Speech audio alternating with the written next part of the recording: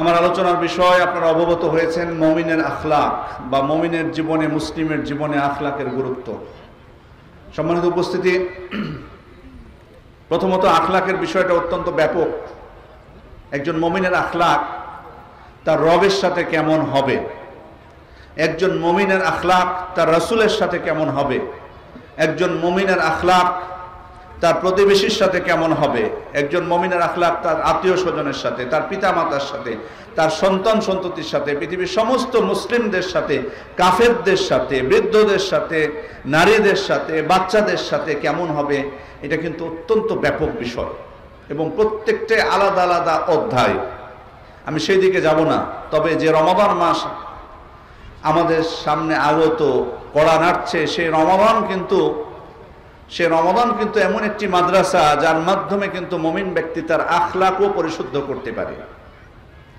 কারণ সিয়াম রাখলাম কিন্তু আমি আখলাক ঠিক করতে পারলাম না, আমার চরিত্র ঠিক করতে পারলাম না, তাহলে ওই সিয়াম কিন্তু আমার কোনো কাজে আসবে না। মাল্লাম ইয়াদা কাওলা যুরি ওয়াল আমালা বিহি ফালাইসা লিল্লাহি হাজাতুন ফি আন ইয়াদা তাআমাহু ওয়া শারাবাহু। যে ব্যক্তি মিথ্যা কথা বা কাজ বা অনর্থক কথা বা কাজ পরিত্যাগ করতে পারলো না, তার না খেয়ে থাকায় আল্লাহ তাআলার কোনো প্রয়োজন নেই। তাহলে আমার আখলাক যদি আমি পরিশুদ্ধ করতে না পারি, তাহলে আমার শুধু এটা না খেয়ে থাকাই হবে। প্রকৃত যে সিয়ামের মর্যাদা সব, সেটা কিন্তু আমি লাভ করতে পারবো না। এই জন্য মুমিনের জীবনে আখলাকের গুরুত্বটা অত্যন্ত ব্যাপক। সম্মানিত উপস্থিতি, আখলাক আসলে কি আমি ইঙ্গিত দিয়েছি কিছুটা, কিন্তু এই সংক্ষিপ্ত সময়ের মধ্যে যদি আমি বোঝানোর চেষ্টা করি তাহলে কয়েকটা মূলনীতির দিকে আমাদেরকে ফিরে যেতে হবে। আমাদের সালাফরা আখলাক বিষয়ে কি বলছেন? আখলাকের সংজ্ঞা দিতে যে ইবনুল কাইয়িম রাহমাতুল্লাহ আলাইহি তিনি বলছেন, হুয়া বাযলুন নাদা, দানশীলতা, উদারতা, ওয়া কাফফুল আযা, কষ্ট দেওয়া থেকে বিরত থাকা, ওয়া ইহতিমালুল আযা, কষ্ট বহন করা, কষ্ট সহ্য করা, ওয়া তালাকাতুল ওয়াজহ, হাস্যোজ্জ্বল চেহারা। সংক্ষিপ্ত কথায় মাত্র 4টা কথা বলেছেন। আব্দুল্লাহ ইবনে মুবারক রাহিমাহুল্লাহ উনি আবার 3টার কথা বলেছেন। বাসতুল ওয়াজহ, হাস্যোজ্জ্বল মুখ, ওয়া বাযলুল মা'রুফ, উত্তম জিনিস দান করা, ওয়া কাফফুল আযা, কষ্ট দেওয়া থেকে বিরত থাকা। তিনি এখানে 3টার কথা বলেছেন।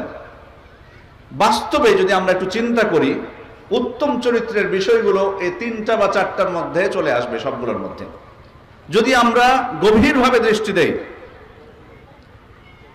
প্রথম আমি সিরিয়াল ছাড়াই শুরু করি, কষ্ট সহ্য করাটা। কষ্ট সহ্য করা, ধৈর্য ধারণ করা, এটা কিন্তু উত্তম চরিত্রের অন্যতম একটা দিক। এটা কিন্তু আমাদের জন্য অনেক কঠিন। এটাকে হয়তো আমরা উত্তম চরিত্রের অন্তর্ভুক্ত মনে করি না, কিন্তু বাস্তবে কিন্তু এটা উত্তম চরিত্রের অন্তর্ভুক্ত। আল্লাহ রাসূল সাল্লাল্লাহু আলাইহি ওয়াসাল্লাম বলছেন, সূরা তিরমিজির হাদিস, তিনি বলছেন, ইন্নাল মুসলিম ইযা কানা ইউখালিতুন নাস ওয়া ইয়াসবিরু আলা আযাহুম খায়রুম মিনাল মুসলিম আল্লাযী লা ইউখালিতুন নাস ওয়া লা ইয়াসবিরু আলা আযাহুম। যে মুসলিম ব্যক্তি মানুষের সাথে মিশে, মানুষের সাথে চলাফেরা করে এবং তাদের থেকে পাওয়া কষ্ট সহ্য করে, সে ওই মুসলিম থেকে উত্তম যে মানুষের সাথে মিশে না এবং তাদের কষ্টও সহ্য করে না। এখানে কয়েকটা বার্তা আমরা পেলাম। মানুষের সাথে মিশাটাকে উত্তম চরিত্রের অন্তর্ভুক্ত বলা হয়েছে। মানুষের সাথে মিশা কি বোঝায় আসলে? মানুষের সাথে মিশা বলতে মানুষের খোঁজ খবর নেওয়া, মানুষের সাথে সুন্দর আচরণ করা, মানুষ বিপদে পড়লে তাকে সাহায্য করা, কষ্টে পড়লে তাকে সে কষ্ট থেকে উদ্ধার করা, অসুস্থ হলে তাকে দেখতে যাওয়া, বিভিন্নভাবে সাহায্য সহযোগিতা করা, মারা গেলে তার জানাজায় অংশগ্রহণ করা। মানুষের সাথে মিশা, শুধু নিজেকে নিয়ে সে ব্যস্ত থাকবে না, মানুষের সাথে সুন্দর কথা বলবে, সত্য কথা বলবে, তাদেরকে সান্ত্বনা দিবে। মানুষের সাথে মিশা এটা বিভিন্নভাবে হতে পারে। এটা কিন্তু উত্তম চরিত্রের অন্তর্ভুক্ত বলা হয়েছে। আবার এর সাথে সাথে আরেকটা ইঙ্গিত দিয়ে দেওয়া হয়েছে যে মানুষের সাথে আপনি যখন মিশবেন, যদি ভালোভাবে মিশেন, তাদের উপকারও করেন, তবুও তারা কিন্তু আপনাকে কষ্ট দিবে, কষ্ট কিন্তু আপনাকে দিবে। মানুষের সাথে মিশবেন, আপনি মানুষের উপকার করবেন, আর মানুষ আপনার শুধু প্রশংসা করবে, আপনার সাথে শুধু ভালো আচরণই করবে, এটা আপনি মনে করবেন না। মানুষের সাথে মিশতে গেলে এটা মনে রাখতে হবে মাথায়, যে কারো না কারো দ্বারা আপনি কষ্ট পাবেন। এই ইঙ্গিত কিন্তু এর মধ্যে আছে। ওই সময় যদি আপনি মনে করেন যে আমি তো ভালো কাজের জন্য আসলাম, ভালো কথাই বললাম, তার উপকারই করলাম, কিন্তু উল্টো আমাকে কষ্ট দিল, দেখ মানুষের সাথেই মিশবো না, আমি আমার নিজের মতো করে কাজ করব, নিজের কাজ করব, এটাই ভালো। এটা মনে করলে আপনি কিন্তু মানুষের উপকার করতে পারবেন না, একদিনেই শেষ। আপনি মানুষের সমাজের সেবা করবেন, পারবেন না। যারা মানুষের সেবা করে, সমাজের সেবা করে, তারা মানুষদের কাছ থেকে অনেক কথা শুনতে হয়, অনেক খোঁটা শুনতে হয়, ভালো উপকার করেও তার নিজের ক্ষতি করে। এটা মাথায় নিয়ে মানুষের সেবা করা শুরু করতে হবে, এটা মাথায় নিয়ে সমাজের সেবা শুরু করতে হবে, নাহলে আপনি পারবেন না। এই জন্যই আল্লাহ রাসূল সাল্লাল্লাহু আলাইহি ওয়াসাল্লাম বলেছেন যে ওই মুসলিম যে মানুষের সাথে মিশে এবং তাদের দেওয়া কষ্ট সহ্য করে, ধৈর্য ধারণ করে, ওই উত্তম যে মানুষের সাথে মিশেই না। কেউ যদি মনে করে যে ওই জন্য আমি মানুষের সাথে মিশতে যাই না, জানি যে মানুষের উপকার করলে তারা আমার ক্ষতি করবে, এই জন্য আমি তাদের সাথে মিশি না, না, আপনি ভালো মানুষ না। আল্লাহ রাসূল সাল্লাল্লাহু আলাইহি ওয়াসাল্লাম নাকচ করে দিয়েছেন। সুতরাং সম্মানিত উপস্থিতি, কষ্ট সহ্য করা, কেউ কষ্ট দিলে কষ্ট সহ্য করা, এটা উত্তম চরিত্রের অন্যতম অন্তর্ভুক্ত, এটা উত্তম চরিত্রের অন্যতম একটি অংশ। এরপরে হচ্ছে প্রথম যে বিষয়টা বলেছিলাম, উদারতা, দানশীলতা, এটা উত্তম চরিত্রের অন্যতম একটা অংশ। উদারতা বা দানশীলতা এটা দুইভাবে হতে পারে। একটা হলো যেটা আমরা বুঝি কিছু আপনি দিবেন, এটা একটা। আরেকটা হলো আপনি পরিত্যাগ করবেন। এই পরিত্যাগটা আবার দুই ভাগে হতে পারে। এক হলো মানুষের কাছে যে জিনিসটা আছে ওটার প্রতি আপনি লোভ করবেন না। আছে ধরুন কোন নিয়ামত আপনার কোনো ভাইকে আল্লাহ তাআলা দান করেছেন, আপনি সেটার প্রতি লোভ করতে যাবেন না, বরং আপনার কাছে যেটা আছে সেটা নিয়ে সন্তুষ্ট থাকবেন। সেটা তার কাছে চাইতে যাবেন না। ধরুন আপনার কাছে নাই, কিন্তু তার কাছে চাইতে যাবেন না। আপনার নিজের কাছে আল্লাহ তাআলা আপনাকে যা দিয়েছেন, আপনার যেটুকু আছে সেটুকু নিয়েই আপনি সন্তুষ্ট থাকবেন। চুরি তো করবেন না, ছিনতাই তো করবেন না, জোরপূর্বক তো তার কাছ থেকে নেবেন না, তার কাছে চাইতেও আপনি যাবেন না। এটা হলো ছাড় দেওয়া, এটা একটা প্রকার।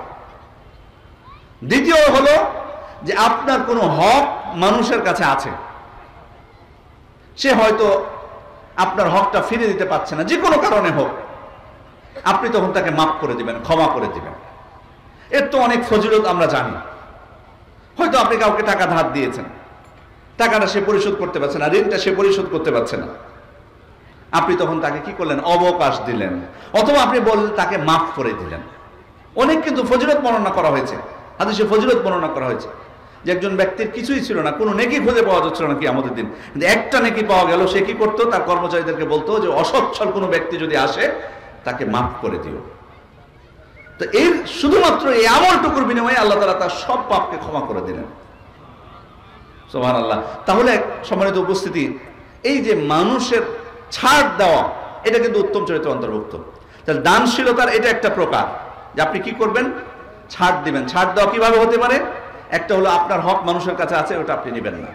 দ্বিতীয় হচ্ছে মানুষের কাছে যেটা আছে সেটার প্রতি লোভ করবেন না, সেটা ছিনিয়ে নেওয়ার চেষ্টা করবেন না, বা সেটা চাইবেন না তার কাছে। হ্যাঁ, এখানে একটা বিষয় আছে আবার, আপনি যদি সেটা না চান, তাহলে যদি বড় কোনো ক্ষতির আশঙ্কা থাকে, তাহলে কিন্তু তখন আপনাকে চাইতে হবে। ধরুন আপনি বিপদে পড়েছেন, আপনার বাড়িতে অসুস্থ রোগী, তাকে দ্রুত হসপিটালে নেওয়া লাগবে, সেক্ষেত্রে আপনার মানুষের সহযোগিতার প্রয়োজন, সাহায্য আপনাকে চাইতেই হবে, তখন কিন্তু আপনি চাইবেন। তখন কিন্তু এটা নিন্দনীয় বিষয় না। নিন্দনীয় বিষয় হচ্ছে যে আপনি ওটা ছাড়া চলতে পারছেন, কিন্তু তারপরও চাচ্ছেন। এরকম অনেক মানুষের কিন্তু স্বভাব আছে। আপনি দেখবেন অনেক মানুষের সমাজে স্বভাব আছে, ওর কিন্তু প্রয়োজন নাই, তারপরও মানুষের কাছে চাচ্ছে। খুব বেশি জরুরি না, প্রয়োজন না, কিন্তু তাও চায়। ও চাওয়াটাই ওর অভ্যাস, এটা কিন্তু ভালো না। তাহলে এটা হলো একটা দানশীলতা, উদারতার একটা প্রকার, পরিত্যাগ করা, ছাড় দেওয়া। দ্বিতীয় হলো আপনি দিবেন, দান করবেন। দানটা বিভিন্নভাবে হতে পারে। একটা হলো আপনার প্রাণ দিয়ে সহযোগিতা করা, আপনার জান দিয়ে সহযোগিতা করা। আপনার জান বিলিয়ে দিবেন, প্রাণ বিলিয়ে দিবেন। এটা ইসলামের জন্য যদি হয়, ইসলামকে বিজয় করার জন্য যদি হয়, এটা তো শাহাদাত, আমরা জানি, যুদ্ধের ময়দানে লড়াই করা। আপনি ত্যাগ স্বীকার করছেন, আপনার জীবন দিয়ে দিচ্ছেন যুদ্ধ করতে যেয়ে।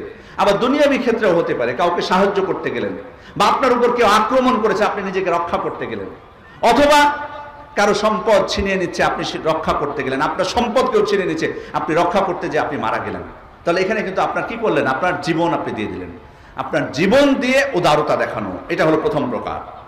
দ্বিতীয় বিষয় হচ্ছে মাল সম্পদ দিয়ে, টাকা পয়সা দিয়ে উদারতা দেখানো। দানশীলতা, টাকা পয়সা দিয়ে, এটা বিভিন্নভাবে হতে পারে। কল্যাণকর যে কোনো ক্ষেত্রে আপনি দান করবেন, অথবা কাউকে বিপদে পড়েছে, ঋণ চাচ্ছে, বাস্তবে তার ঋণ প্রয়োজন, আপনি তাকে ঋণ দিলেন, এটা হলো টাকা পয়সা দিয়ে উদারতা, দান করা। সম্মানিত উপস্থিতি, এরপর হচ্ছে প্রভাব প্রতিপত্তি, প্রভাব, ক্ষমতা। আপনার হয়তো সমাজে একটা অবস্থান আছে, আপনার হয়তো সরকারি কোনো পদ আছে, বিপদে পড়েছে কোনো মানুষ, নিরপরাধ কোনো মানুষকে হয়তো শাস্তি দেওয়া হচ্ছে, যদি আপনি পারেন আপনার অবস্থানের কারণে বা আপনার পদ দিয়ে তার কিছু উপকার করতে, এটাও কিন্তু দানশীলতা। এখানে কিন্তু আপনি কোনো টাকা পয়সা ব্যয় করলেন না, আপনার জীবন দিয়ে দিলেন না, শুধুমাত্র আপনার ক্ষমতা আছে, ওই ক্ষমতাটুকু কি করলেন, ভালো কাজে খাটালেন। কিন্তু খারাপ কাজে হলে, অন্যায়ের পক্ষে হলে এটা আবার কি, এটা আবার দানশীলতা হলো না। কোনো বাস্তবে কোনো অপরাধীর পক্ষে আপনি সুপারিশ করলেন কোথাও যে, এটা কিন্তু নিন্দনীয় বিষয়। কিন্তু কোনো ভালো মানুষের পক্ষে যদি আপনি সুপারিশ করেন, এটা প্রশংসনীয় বিষয়। এটা হলো দানশীলতা, উদারতার অন্তর্ভুক্ত। তাহলে নিজের জান দিয়ে, মাল দিয়ে, প্রভাব প্রতিপত্তি, ক্ষমতা দিয়ে, এরপর হচ্ছে আপনার জ্ঞান দিয়ে, ইলম দিয়ে আপনি মানুষকে দান করবেন। মানুষ আপনার কাছে চাইনি, তবু আপনি মানুষকে আহ্বান করছেন, ভাই আসুন আপনাদেরকে দুইটা কথা বলি, আপনাদেরকে এই বিধানটা আমি শিখিয়ে দিই। এই যে এটাও কিন্তু উদারতা, দানশীলতা। জ্ঞান দিয়ে, আপনাকে টাকা খরচ করতে হচ্ছে না, আপনি জ্ঞান বিতরণ করছেন শুধুমাত্র।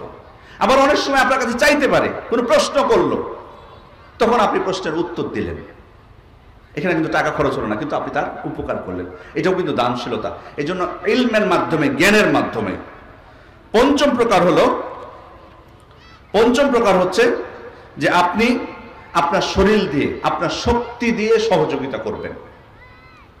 ধরুন এমন সহযোগিতা প্রয়োজন যে আপনার টাকা পয়সা লাগবে না, তার আপনার টাকা পয়সা লাগবে না, আপনার জ্ঞানও দরকার নেই,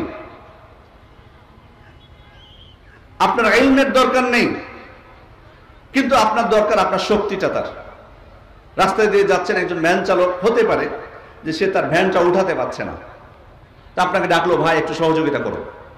এই যে আপনি সহযোগিতা করলেন, তাকে উঠিয়ে দিলেন, শক্তি দিয়ে আপনি তার উপকার করলেন। আল্লাহ রাসূল সাল্লাল্লাহু আলাইহি ওয়াসাল্লাম কি বলছেন, ইউইনু রাজুলা ফি দাব্বাতি ফায়াহমিলুহু আলাইহা আও ইয়ারফাউ আলাইহা মাতাআহু সাদাকা। আপনি যদি কোনো ব্যক্তিকে তার বাহনে আরোহণ করতে অথবা তার মাল সামানা উঠাতে সহযোগিতা করেন, আল্লাহ রাসূল সাল্লাল্লাহু আলাইহি ওয়াসাল্লাম বলছেন এটাও একটা সাদাকা।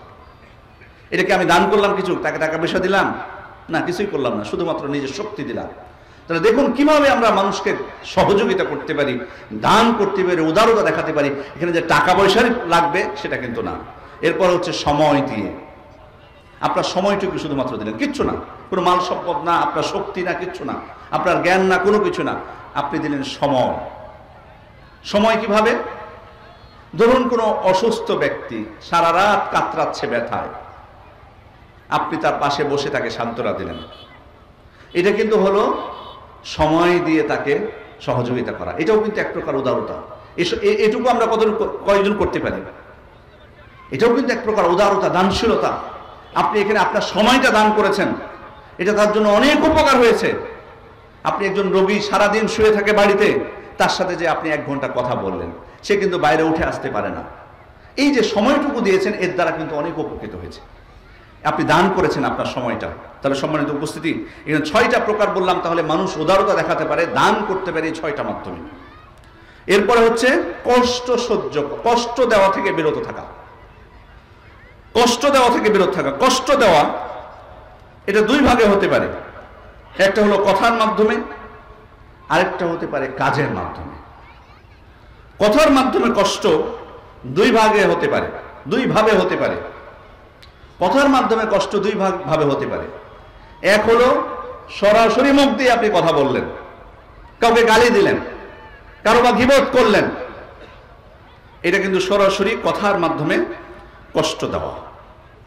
এটা কিন্তু আমরা সচরাচর কিন্তু করে থাকি, ভাবি না কখনো। আবার এর সাথে আরেকটা বিষয়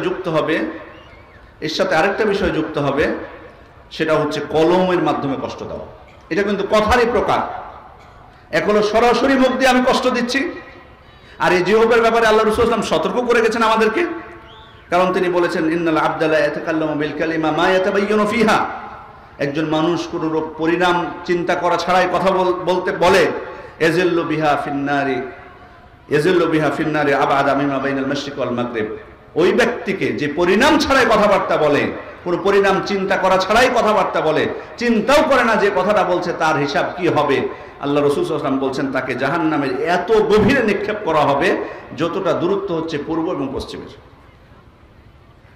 সুতরাং আমরা দেখুন জীবন চলার পথে কত কথাই না বলি, আমাদের জিহ্বাটা আছে বলে এই জিহ্বাটা আমরা নাড়াতে বলি বলে যা ইচ্ছা অনেক সময় মুখে তাই কথা বলে থাকি, কিন্তু একবারও চিন্তা করি না যে এটার পরিণামটা কি, বা আমি কেউ আমার দ্বারা কষ্ট পাচ্ছে কিনা। আবার এটার হুকুমে চলে আসবে কলম। অনেক সময় মুখে বলতে হয় না, কলম দিয়ে পত্রিকায় লিখলেন বা অন্য কোথাও লিখলেন, আপনি মুখে যে কথাটা বলতেন সেটাই আপনি লিখলেন। আর বর্তমান যুগে সম্মানিত উপস্থিতি, লেখাটা আরো সহজ হয়ে গেছে, লেখার মাধ্যমে মানুষকে কষ্ট দেওয়াটা, সেটা হলো যে ফেসবুকের মাধ্যমে, এটা আরো সহজ হয়ে গেছে। এখন কিন্তু আগে কলমের মাধ্যমে কষ্ট দিতে হলে অনেক পথ মাধ্যম গ্রহণ করতে হতো। পত্রিকায় তো এত সহজে আপনার লেখা নেবে না। আপনি যে কোনো লেখা পত্রিকায় দিলে ছাপাবে, বা আপনি যে কোনো বিষয়ে বই ছাপিয়ে দিতে পারবেন, একটা এত সহজ কি? তখন কিন্তু কঠিন ছিল। কিন্তু এখন এই যে প্রত্যেকের আমাদের হাতের নাগাল এটা, এখানে সামাজিক যোগাযোগ মাধ্যম, একাধিক সামাজিক যোগাযোগ মাধ্যম, আমি শুধু মোবাইলটা সাথে নিচ্ছি আর এই যে টাইপ করছি, সবাই আমরা স্বাধীনভাবে বলতেছি। ভালো কথা বললে কোনো সমস্যা নেই। মান কানা ইউমিনু বিল্লাহি ওয়াল ইয়াউমিল আখির ফালিয়াকুল খায়রান আও লিয়াসমুত। যে ব্যক্তি আল্লাহ এবং পরকালের প্রতি বিশ্বাস করে সে যেন ভালো কথা বলে, না নয়তো চুপ থাকে। সুতরাং ভালো কথা বলতে কোনো অসুবিধা নেই। আল্লাহ তাআলা একটা বাণী প্রচার করলেন, রাসূল সাল্লাল্লাহু আলাইহি ওয়াসাল্লাম একটা হাদিস প্রচার করলেন, কোনো অসুবিধা নেই। কিন্তু অসুবিধাটা হলো যখন আপনি মানুষের বিরুদ্ধে আক্রমণ করছেন। বড় আফসোসের বিষয় হলো যারা দিন পালন করে না তাদেরকে আমরা হয়তো হিসাবের মধ্যেই নিব না।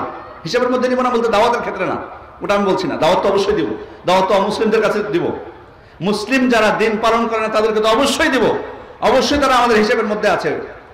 কিন্তু আমি বলতে চাচ্ছি যে তারা তো, তাদের দ্বারা অনেক কিছুই বলা সম্ভব, কিন্তু আমরা যারা দিন পালন করি, আর শুধু দিন না বরং বিশুদ্ধ যেটা কোরআন এবং সহিহ সুন্নাহ সালাফদের মানহাজ অনুযায়ী দিনকে গ্রহণ করা যারা আমরা গ্রহণ করছি, আমরাও কিন্তু কেন যেন এলোমেলো হয়ে গেছে। আমরাও কিন্তু বলার সময়, লেখার সময় আমরাও কিন্তু আমাদের জিহ্বাটা নিয়ন্ত্রণ করতে পারছি না, আমাদের কলমটা নিয়ন্ত্রণ করতে পারছি না, আমাদের আঙ্গুলটা নিয়ন্ত্রণ করতে পারছি না। যা ইচ্ছা চোখের সামনে আসছে আমি কমেন্ট করে ফেলছি, যা ইচ্ছা আসছে আমি পোস্ট করে ফেলছি। কিন্তু যাদের সম্পর্কে বলছি, আমরা কি একবার চিন্তা করেছি কি বলছি? আমি ভুল ধরিয়ে দেওয়া যাবে, ভুল সংশোধন করে দেওয়া যাবে কারো ভুল হলে। আলেমরা যে ভুল করে না সেটা না, আলেমরা ভুল করতে পারে। রাসূল সাল্লাল্লাহু আলাইহি ওয়াসাল্লাম ছাড়া পৃথিবীতে কেউ মাসুম নন, এই জিনিসটা আমার আপনার মাথায় থাকতে হবে। ভুল করতে পারেন, কিন্তু ভুল করলে সেটা সংশোধনের পদ্ধতিটা কি সেটা আমরা জানি কিনা। যদি না জানি তাহলে তো চুপ করে থাকা দরকার। বা ভুল সংশোধন কি সবার দায়িত্ব? আম পাবলিক সবাই যে ইচ্ছা করবে সেই ভুল ধরতে পারবে? সাধারণ উপদেশ দেওয়া, মানুষকে উপদেশ দেওয়া, এটারই কিন্তু অনেক পদ্ধতি আছে। সেটাই তো, সে উপদেশটাই তো আমরা সঠিক পদ্ধতিতে দিতে পারি না। আর সেখানে ভুল ধরা এই কাজটা কিন্তু আরো বেশি কঠিন, সেখানে কিন্তু আরো নিয়ম নীতি আছে। আমাদের সালাফগণ মোটা বই লিখেছেন এর উপর, কিভাবে আপনি আরেকজনের ভুল সংশোধন করবেন, কি পদ্ধতিতে করবেন। সুতরাং এভাবে যদি এলোমেলো ভাবে আমরা ভুল সংশোধন শুরু করে দিই ফেসবুকে এসে, তাহলে এটা তো সংশোধন না, আসলে এটা হলো মনের ক্রোধ মিটানো, মনের জ্বালা মেটানো। মনের ভিতরে যে ক্ষোভ আছে সে ক্ষোভটা আমরা মিটাচ্ছি মূলত। কিন্তু একবারও কি চিন্তা করেছি ওই যে হাদিসটা, বান্দা পরিণাম চিন্তা করা ছাড়াই কথা বলে? মান ইয়াদমানলি মা বাইনা লাহিহি ওয়া বাইনা রিজলিহি আদমাল্লাহুল জান্নাহ। যে ব্যক্তি এই দুই চোয়ালের মাঝের বস্তু এবং দুই পায়ের মাঝের বস্তুকে হেফাজত করবে, হেফাজতের দায়িত্ব নেবে বা হেফাজতের গ্যারান্টি দিবে, আমি তাকে জান্নাতের গ্যারান্টি দিচ্ছি, জান্নাতের নিশ্চয়তা দিচ্ছি। সম্মানিত উপস্থিতি, তারা আমাদের আরো সজাগ হওয়া দরকার। আমরা আলেমদের ক্ষেত্রে, সাধারণ মানুষের ক্ষেত্রে আপনি চিন্তা করুন, সাধারণ মানুষের ক্ষেত্রে গীবত করা, তাদেরকে গালি দেওয়া, তাদের বিরুদ্ধে আক্রমণ করা, সেটাকে ইসলাম বৈধতা দিয়েছে? সাধারণ আপনার কোনো মুসলিম ভাইকে আপনি আক্রমণ করবেন, আপনি তাকে ব্যথা দিবেন, এটা যদি অনুমতি না দেওয়া হয়ে থাকে, তাহলে যখন আলেমদের ক্ষেত্রে কথা বলবেন তাহলে তা আরো বেশি আমাদের সতর্ক হওয়া উচিত ছিল। কিন্তু আমরা সীমা লঙ্ঘন করছি, আমরা যা ইচ্ছা তাই বলছি। আমাদের খেয়াল করা উচিত যে আমি যার সম্পর্কে বলতেছি তার তুলনায় আমার যোগ্যতাটা কতটুকু। ঠিক আছে, হয়তো একাডেমিক যোগ্যতাটাকে আপনি যোগ্যতাই মনে করলেন না, বুঝলাম, কিন্তু যার সম্পর্কে বলতেছেন তার তুলনায় আপনার দাওয়াতি ময়দানে অবদান কতটুকু, মানুষের মধ্যে ইলম প্রচারে আপনার অবদান কতটুকু। আল্লাহ তাআলার কাছে সব থেকে এই চিন্তাটা যদি করি আমি, আপনি কি হলফ করে শপথ করে আল্লাহর নামে কসম করে বলতে পারবেন আপনি যার বিরুদ্ধে আক্রমণ করছেন তার তুলনায় আপনি আল্লাহর কাছে উত্তম? এটা বলতে পারবেন? নিশ্চয় দিতে পারবেন যে আল্লাহর কাছে শপথ করে যে হ্যাঁ আমি তার তুলনায় উত্তম? যদি এটা না পারেন তাহলে এত সহজে কিভাবে কথা বলেন? অথচ তারা আমাদেরই আলেম, আমাদের শ্রদ্ধাভাজন ওস্তাদ, কিন্তু কথা বলার সময় আমার জিহ্বাকে আমি নিয়ন্ত্রণ করছি, আমার কলমকে আমি নিয়ন্ত্রণ করছি। সম্মানিত উপস্থিতি, ভুল হয়, ভুল ভুল বুঝ থাকবে, কিন্তু মতের ভিন্নতা এটা কিন্তু মানতে হবে আমাকে আপনাকে। দুনিয়াতে আগেও ছিল, এখনো থাকবে। আমি ফিকহি মাসলা মাসাইলের কথা বলছি না, শুধুমাত্র স্বাভাবিক মতের ভিন্নতা থাকবে। কেন আদম পুত্র হাবিল কাবিল তাদের মধ্যে মতের ভিন্নতা হয়নি? দাউদ আলাইহিস সালাম সুলাইমান আলাইহিস সালাম বিচারের রায় দিতে দুই রকম বিচার দেননি, তারা রায় দেননি, হয়েছে তো। মতের ভিন্নতা থাকবে, এটা সাহাবায়ে কেরামের মধ্যে মতের ভিন্নতা হয়নি। সুতরাং এটা স্বীকার করতে হবে। আপনি যদি মনে করেন আপনি যেটা বুঝতেছেন, আপনি যেটা মনে করতেছেন সেটা পৃথিবীর সবাইকে বোঝাবেন, সেটা মানতে বাধ্য করবেন আপনার মতটা, তাহলে আপনি ভুলের পথে আছেন। পারবেন না, এটা পারবেন না। হ্যাঁ, আপনি সঠিকটা খোঁজার চেষ্টা করুন, আপনার যেটা সঠিক মনে হচ্ছে সেটা আপনি মানুন। কিন্তু আপনি যদি চাপিয়ে দিতে চান সবার উপর, মনে করেন যে না অন্যরা কেন এটা মানতেছে না, অন্যরা কেন আমার দিকে চলে আসতেছে না, আমি অমুক সাহেবকে পছন্দ করি সবাই কেন অমুক সাহেবকে পছন্দ করছে না, অমুক সংগঠনকে আমি পছন্দ করি সবাই কেন ওই সংগঠনে চলে আসছে না, এটা যদি মনে করেন আপনি ভুল পথে আছেন। হবে না, মতের মিল হবে না, মতের ভিন্নতা থাকবেই। এটা আপনাকে আমাকে মেনে নিয়ে পথ চলতে হবে। তবে যখন প্রকাশ্যে ভুল দেখবেন, সংশোধন করার উপায় আছে, সংশোধন করার সুযোগ আছে, কিন্তু ব্যক্তিগতভাবে আক্রমণ নয়।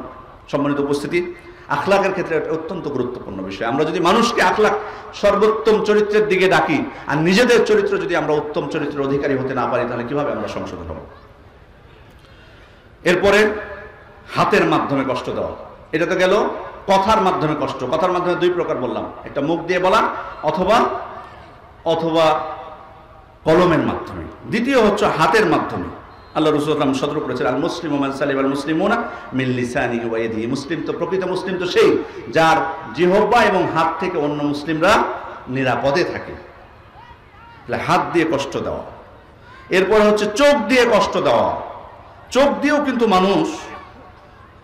কিন্তু মানুষ কষ্ট দিতে পারে। যেমন নিষিদ্ধ কোনো কিছুর দিকে তাকালো, কোনো নারীর দিকে তাকালো, এটা কিন্তু তাকে কষ্ট দেওয়া হলো আপনি চোখ দিয়ে। অথবা কারো বাড়িতে যে আপনি উঁকি দিলেন, এটা কিন্তু চোখ দিয়ে কিন্তু আপনি কষ্ট দিলেন। আল্লাহ রাসূল সাল্লাল্লাহু আলাইহি ওয়াসাল্লাম তার হুজরায় একজন উঁকি দিয়েছিলেন, তখন তিনি বলেছিলেন লাওয়া আলামু আন্নাকা দিনদুর লা তুআনতু বিহি ফি আইনিক। তার হাতে একটা চিরুনি ছিল, উনি ওটা দেখিয়ে বলছেন যে আমি যদি জানতে পারতাম যে তুমি দেখতেছো লুকিয়ে, তাহলে এটা দিয়ে আমি তোমার চোখকে ফুড়ে দিতাম, চোখকে ফুটা করে দিতাম। তাহলে চোখ দিয়ে কষ্ট দেওয়া। এরপর হচ্ছে ইশারার মাধ্যমে, ইশারা করে শুধুমাত্র চোখের ইশারা হোক বা হাতের ইশারা হোক, এভাবে কিন্তু মানুষকে কটাক্ষ করা যায়। আর পবিত্র কোরআনে যে একটি সূরা আছে আমরা জানি, হুমাজা, ওয়াইলুল লিকুল্লি হুমাজাতিল লুমাজা, এই সূরার ব্যাখ্যায় মুফাসসিরগণ হুমাজার ব্যাখ্যায় বলেছেন চোখ এবং হাতের ইশারায় নিন্দা করা। হুমাজা বলতে বোঝায় চোখ এবং হাতের ইশারায় নিন্দা করা। মুখ আপনার কথা বলবেন, আপনি নিন্দা করার সময় মুখকে জিহ্বাকে ব্যবহার করবেন না, বরং চোখ দিয়ে অথবা হাত দিয়ে এমন ভাবে ইশারা করবেন, এটাই হবে নিন্দা। সম্মানিত উপস্থিতি, এরপর হচ্ছে কান দিয়ে কষ্ট দেওয়া। কিভাবে কান দিয়ে কিভাবে কষ্ট দেওয়া হতে পারে? যেমন কেউ হয়তো আপনাকে এমন কথা বলা বলি করছে, দুইজন মিলে আপনাকে শোনাতে যাচ্ছে না, তবু আপনি কান দিয়ে সেটা শোনার চেষ্টা করছেন। কারো বাড়িতে তারা গোপন কথা বলছে, অথচ কান লাগিয়ে দিয়েছেন। জাসুসি করা, গোয়েন্দাগিরি করা খুব খারাপ। এটা কানের মাধ্যমে আপনি কষ্ট দিলেন, আপনাকে শোনাতে চাচ্ছে না যারা চাই না যে তাদের কথা আপনি শুনুন, কিন্তু আপনি শুনতেছেন। মান তাতাব্বা আওরাতা আখিল মুসলিম তাতাব্বা আল্লাহু আওরাতাহু। আপনি যদি আপনার মুসলিম ভাইয়ের ত্রুটি খুঁজতে যান, এভাবে আল্লাহ তাআলা আপনার ত্রুটিগুলোকে প্রকাশ করে দেবেন। ওমান তাতাব্বা আল্লাহু আওরাতাহু ইয়াফদাহু ওয়ালাউ ফি জাওফি রাহলি। আর কেউ যদি, আর আল্লাহ যদি কারো ত্রুটি প্রকাশ করে দেন তাকে অপমান করেই ছাড়বেন, যদিও সে উটের হাওদার ভিতর থাকে। সম্মানিত উপস্থিতি, এটা হলো কান দিয়ে মানুষকে কষ্ট দেওয়া। এরপরে শেষ পয়েন্ট যেটা নিয়ে আমরা আলোচনা করব, মানুষ কষ্ট দেয় কোন কোন ক্ষেত্রে, কষ্ট দেওয়ার জায়গাগুলো কোথায়। একটা হলো দিনের ক্ষেত্রে কষ্ট দেওয়া। এটা বিভিন্নভাবে হতে পারে। যে কষ্টের সম্মুখীন আমাদের ভাইরা অনেক জায়গায় হচ্ছে, যেমন ধরুন একটা মসজিদ তৈরি করছে, সেখানে কোরআন এবং সুন্নাহর বিধিবিধান অনুযায়ী তারা সালাত আদায় করবেন, কিন্তু সেখানে বাধা দেওয়া হচ্ছে, মসজিদ ভেঙে ফেলা হচ্ছে, মসজিদে আগুন দেওয়া হচ্ছে। এটা কিসের ক্ষেত্রে কষ্ট দেওয়া হলো? দিনের ক্ষেত্রে কষ্ট দেওয়া হলো। আবার অনেক ভাইদেরকে মসজিদে যাওয়াই নিষেধ করে দেওয়া হয়, হারাম করে দেওয়া হয়। কমিটি রেজুলেশন পাঠ করে বিভিন্ন আমাদের ভাইরা যারা বিভিন্ন এলাকায় আছে, আপনারা তো আহলুল হাদিস এলাকায় বসবাস করেন অনেকে, এই কষ্টগুলো আমরা যারা বসবাস করি আমরা বুঝি না। কিন্তু আমাদের কিছু কিছু ভাই আছেন এক গ্রামে, উনি একাই, তো কমিটি থেকে রেজুলেশন করে যে এই ব্যক্তিকে, অমুক ব্যক্তি এর পর থেকে মসজিদে আসতে পারবে না, বা আসলেও তাকে এইভাবে তাকে সালাত আদায় করা লাগবে। এটা কিসের ক্ষেত্রে কষ্ট দেওয়া হলো? দিনের ক্ষেত্রে কষ্ট দেওয়া হলো। অথবা দিন পালন করার ক্ষেত্রে বাধা সৃষ্টি করা, অথবা দিন পালন করার কারণে তাকে কটাক্ষ করা, ঠাট্টা তামাশা করা। আপনি হয়তো দাড়ি রেখেছেন, আপনাকে নিয়ে মশকরা করতেছে। আপনি একজন বোন হয়তো পর্দা করতেছে, তাকে নিয়ে মশকরা করতেছে, ঠাট্টা করা। এটা হলো দিনের ক্ষেত্রে কষ্ট দেওয়া। এরপরে হচ্ছে সম্পদের ক্ষেত্রে কারো সম্পদ আত্মসাৎ করা, ছিনিয়ে নেওয়া। আল্লাহ তাআলা বলছেন, ওয়ালা তাকুলু আমওয়ালাকুম বাইনাকুম বিল বাতিল, তোমরা একে অপরের সম্পদ অন্যায়ভাবে ভক্ষণ করো না। এরপর হচ্ছে মানুষের আকলের উপর, বুদ্ধি, চিন্তা চেতনার উপর আক্রমণ করা। এটাও কিন্তু কষ্টের জায়গা। এটা বিভিন্নভাবে হতে পারে। আপনি তার মাথায় আঘাত করলেন, এটা কিন্তু তার চিন্তা চেতনা, বুদ্ধিমত্তার ক্ষেত্রে প্রভাব পড়বে। পাগল হয়ে যেতে পারে অনেক সময়। অথবা আপনি মাদকে অভ্যস্ত করে তুললেন বিভিন্নভাবে, যেটা চলতেছে এখন। মাদকের ব্যাপারে কত শিথিলতা আমাদের দেশে দেখতেই পাচ্ছেন। মুখে অনেক গর্জন শুনি আমরা, মাদকের বিরুদ্ধে জিরো টলারেন্স, এই ওই, কিন্তু মাদক বন্ধ হয় না। এই যে মাদকের মাধ্যমে আপনি দেখুন তো কত মানুষের চিন্তা চেতনা, তাদের বুদ্ধি, তাদের আকলকে নষ্ট করে দেওয়া হচ্ছে। এরপরে হচ্ছে পচা সংস্কৃতি, খারাপ সংস্কৃতি আমাদের উপর চাপিয়ে দেওয়া হচ্ছে। এটাও কিন্তু আমাদের বুদ্ধিমত্তা, আকলের ক্ষেত্রে আক্রমণ।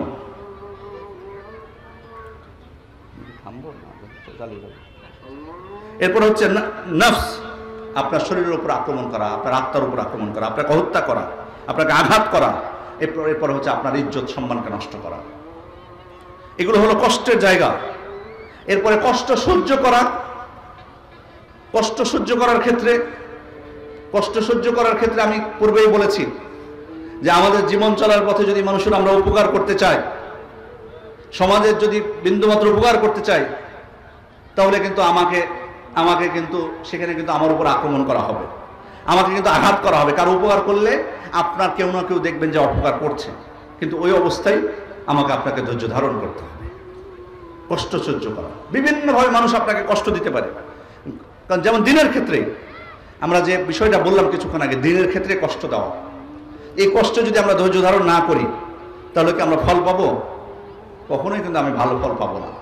আমাকে সর্বোচ্চ ধৈর্য দিতে হবে। আল্লাহ রাসূল সাল্লাল্লাহু আলাইহি ওয়াসাল্লাম কতটুকু ধৈর্য ধারণ করেছিলেন?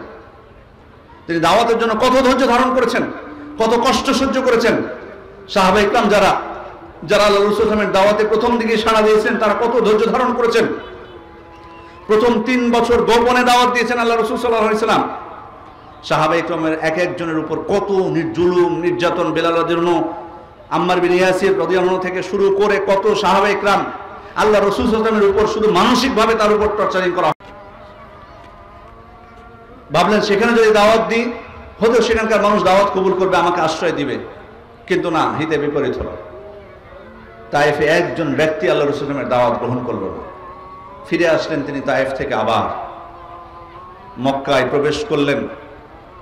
মক্কায় প্রবেশ করার পর তারপরে খেয়াল করুন, আল্লাহ রাসূল সাল্লাল্লাহু আলাইহি ওয়াসাল্লাম দাওয়াত আরম্ভ করলেন। তার দূত পাঠালেন মদিনায়, মুসা বিন উমাইর রাদিয়াল্লাহু আনহুকে, তিনি সেখানে দাওয়াতি কাজ করলেন। এরপর কত কষ্ট করে আল্লাহ রাসূল সাল্লাল্লাহু আলাইহি ওয়াসাল্লাম এবং সাহাবায়ে কেরাম এক এক করে মদিনায় হিজরত করলেন। তার জন্মভূমি পরিত্যাগ করে তিনি মদিনায় হিজরত করেছেন। সেখানে যাওয়ার পর কাফেররা কি তাকে ছেড়ে দিয়েছে যে যাও মদিনায় তুমি আরামে বসবাস করো? না, একের পর এক যুদ্ধ চাপিয়ে দিয়েছে তারা। দ্বিতীয় হিজরিতে বদরের যুদ্ধ, তৃতীয় হিজরিতে উহুদের যুদ্ধ, এরপরে খন্দকের যুদ্ধ, এরপরে আরো তাবুকের যুদ্ধ, মুতার যুদ্ধ থেকে কত যুদ্ধ তারা চাপিয়ে দিয়েছে। সবকিছুকে সহ্য করেছেন তিনি। এই যে কষ্ট সহ্য করেছেন, ত্যাগ স্বীকার করেছেন, ফলাফলটা কি? কারণ কি? কারণ হচ্ছে যদি আমি সহ্য করতে না পারি, আমার যদি ধৈর্য না থাকে, কষ্ট আমি যদি সহ্য করতে না পারি, তাহলে কিন্তু আমি উপকার পাবো না। সুতরাং সম্মানিত উপস্থিতি, দিনের ক্ষেত্রে হোক, দুনিয়াবি ক্ষেত্রে হোক, ধৈর্য ধারণ করা, কষ্ট সহ্য করা, এটা উত্তম চরিত্রের অন্তর্ভুক্ত। এরপরে হচ্ছে যে বিষয়টি গুরুত্বপূর্ণ, হাস্যোজ্জ্বল মুখ। 4টা বিষয় আপনাদেরকে বলেছিলাম, মনে আছে কিনা জানি না। বলেছিলাম কি? দানশীলতা, কষ্ট দেওয়া থেকে বিরত থাকা, কষ্ট সহ্য করা, আর একটা হচ্ছে হাস্যোজ্জ্বল মুখ। প্রত্যেকটার ব্যাখ্যা আলাদা আলাদাভাবে বলেছি। হাস্যোজ্জ্বল মুখ এটা কিন্তু উত্তম চরিত্রের ক্ষেত্রে অনেক প্রভাব ফেলে, অথচ এখানে কিন্তু তেমন কোনো সময় আমাকে ব্যয় করতে হয় না, তেমন কোনো টাকা পয়সাও ব্যয় করতে হয় না, তেমন শরীরের শক্তিও কিন্তু আমাকে ব্যয় করতে হয় না। আপনি একজন মুসলিমের সাথে সাক্ষাৎ হলো, আপনি তাকে দেখে মুচকি হাসলেন, এখানে কিন্তু অনেক কিছু প্রমাণ বহন করে। এটুকুর ক্ষেত্রে আমরা অনেক সময় কৃপণ, আমাদের মুখে হাসি আসে না এত সহজে। কেন? টাকা পয়সা লাগে। একজন মুসলিমের সাথে, একজন মুসলিমকে দেখে যদি আমি মুচকি হাসি, আমার মান সম্মান কমে যাবে? যদি আমি ভাব নিয়ে থাকি, তাহলে এটা দেখে আমার সম্মান বেড়ে যাবে? কখনোই না। আল্লাহ রাসূল সাল্লাল্লাহু আলাইহি ওয়াসাল্লাম বলেছেন, লা তাহকিরান্না মিনাল মা'রুফি শাইআন ওয়ালাউ আন তালকা আখাকা বিওয়াজহিন তালক। তুমি কোনো ভালো কাজকে ছোট করে দেখো না, তুচ্ছ-তাচ্ছিল্য করো না, ওটাকে ছোট করে দেখবে না। যদিও সেটা হয় তোমার ভাইকে দেখে তুমি হাস্যোজ্জ্বল মুখে তোমার ভাইয়ের সাথে তুমি সাক্ষাৎ করবে, এই কাজটাকে তুমি ছোট করে দেখো না। তার মানে গুরুত্ব সহকারে নিও যে কোনো ভালো কাজ। অন্য হাদিসে আল্লাহ রাসূল সাল্লাল্লাহু আলাইহি ওয়াসাল্লাম বলেন, তাবাসসুমুকা আলা ওয়াজহি আখিকা সাদাকা। তোমার ভাইকে দেখে তুমি মুচকি হাসবে, এটাও সাদাকা। সুতরাং সম্মানিত উপস্থিতি, সাদাকার জন্য শুধুমাত্র আমার টাকা পয়সা অনেক থাকা লাগবে, কোটি কোটি টাকা থাকবে, এটা কিন্তু না। দেখুন কিভাবে মানুষকে সহযোগিতা করা যায়, কিভাবে নিজের উত্তম চরিত্রের বহিঃপ্রকাশ করা যায়। উত্তম চরিত্রের কিন্তু আরেকটা দিক হচ্ছে অহংকার। অহংকার থেকে দূরে থাকা। অহংকার কি জিনিস? অহংকার হচ্ছে আপনি হক স্পষ্ট হওয়ার পরও আপনি সেটাকে মানবেন না। আর দ্বিতীয় হচ্ছে মানুষকে নিয়ে তুচ্ছ-তাচ্ছিল্য করা, এটা হচ্ছে অহংকার। এই অহংকার থেকে দূরে থাকা, হিংসা বিদ্বেষ থেকে দূরে থাকা। কারণ এই অহংকার, এই হিংসা বিদ্বেষ মানুষের কিন্তু অগ্রগামিতার ক্ষেত্রে, অগ্রগতির ক্ষেত্রে বাধা। এটা আমাদেরকে মনে রাখতে হবে। আপনি আগাতে পারবেন না। আপনি যদি আপনার অন্তরে যদি হিংসা আপনি লালন করেন, আপনি বেশি দূর আগাতে পারবেন না। ওই হিংসায় আপনি জ্বলে পড়ে মরবেন। হিংসুকের সব থেকে বড় শাস্তি হলো সে নিজে কখনো শান্তি পায় না অন্তর থেকে, কারণ অন্তর থেকে সবসময় জ্বলে।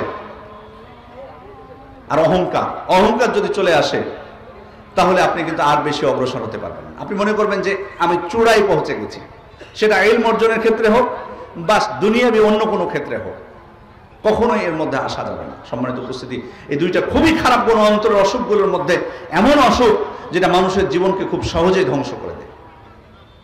যাই হোক, উত্তম চরিত্রের বিষয়টা, প্রথমে যে বিষয়টা আপনাদেরকে বলেছিলাম আলোচনার শুরুতে, যেটা অত্যন্ত ব্যাপক একটা বিষয়, অত্যন্ত ব্যাপক একটা বিষয়। কিন্তু আমরা কয়েকটা মূলনীতির মাধ্যমে ইবনুল কাইয়িম রাহমাতুল্লাহ আলাইহি এবং আব্দুল্লাহ ইবনে মুবারক রাহিমাহুল্লাহ তারা যে সংজ্ঞা দিয়েছেন উত্তম চরিত্রের, সেই সংজ্ঞাগুলোর যদি আমরা একটু ভাবি, তাহলে আমরা দেখবো আমাদের জীবনের উত্তম চরিত্রের যে দিকগুলো, সেগুলো সবগুলো চলে আসতেছে। আল্লাহ রাসূল সাল্লাল্লাহু আলাইহি ওয়াসাল্লামকে আল্লাহ তাআলা প্রেরণ করেছিলেন উত্তম চরিত্রের পূর্ণতা দেওয়ার জন্য। ইন্নামা বুইসতু লিউতাম্মিমা মাকারিমাল আখলাক। উত্তম চরিত্রের পূর্ণতা দেওয়ার জন্যই আমাকে প্রেরণ করা হয়েছে। তাহলে আল্লাহ রাসূল সাল্লাল্লাহু আলাইহি ওয়াসাল্লামের প্রেরণের অন্যতম উদ্দেশ্য ছিল মানুষের চরিত্রকে সংশোধন করা। আর কিয়ামতের দিন আমাদের মিজানের পাল্লা, আমরা কে না চাই এখানে যে মিজানের পাল্লাটা আমার ভারী হোক। আল্লাহ রাসূল সাল্লাল্লাহু আলাইহি ওয়াসাল্লাম বলেন, মা মিন শাইইন আথকালু ফি মিজানিল মুমিন ইয়াউমাল কিয়ামা মিন খুলুকিন হাসান। উত্তম চরিত্রের চেয়ে মিজানের পাল্লায় আর কিছু ভারী হতে পারে না। এমন কোন জিনিস নাই যে উত্তম চরিত্র থেকে ভারী হতে পারে মিজানের পাল্লায়। আকমালুল মুমিনিনা ঈমানান আহসানুহুম আখলাকান। ঈমানের দিক থেকে পরিপূর্ণ মুমিন হচ্ছে তিনি যার চরিত্র হচ্ছে সর্বোত্তম। সুতরাং চরিত্র যদি আমার ভালো না হয়, তাহলে ইমানদার দাবি করা বা ইমানদার নিজেদেরকে মনে করার কোনো সুযোগ নেই। আসুন আমরা প্রকৃত ইমানদার হিসেবে নিজেদেরকে গড়ে তুলি এবং আমাদের চরিত্রকে সংশোধন করি। চরিত্র পরিবর্তন হওয়ার জিনিস, পরিবর্তন হতে পারে, সম্ভব, যেটা আমাদের সাহাবায়ে কেরামের জীবনে যদি আমরা দেখি তাহলে দেখতে পাবো। সুতরাং মনে করবেন না যে মানুষের চরিত্র সংশোধন হওয়া সম্ভব না। সংশোধন হওয়া সম্ভব, নিজে সংশোধন হওয়া সম্ভব, মানুষকে সংশোধন করা সম্ভব। আল্লাহ তাআলার কাছে দোয়া করি আল্লাহ আমাদেরকে তৌফিক দান করুন, আমরা যাতে আমাদের খারাপ যে চরিত্রগুলো আছে সেগুলোকে যাতে সংশোধন করে নিতে পারি। পরিশেষে পূর্বচল জিকে ফাউন্ডেশন এই আয়োজনকে যারা সাফল্যমণ্ডিত করেছেন, এই আয়োজনে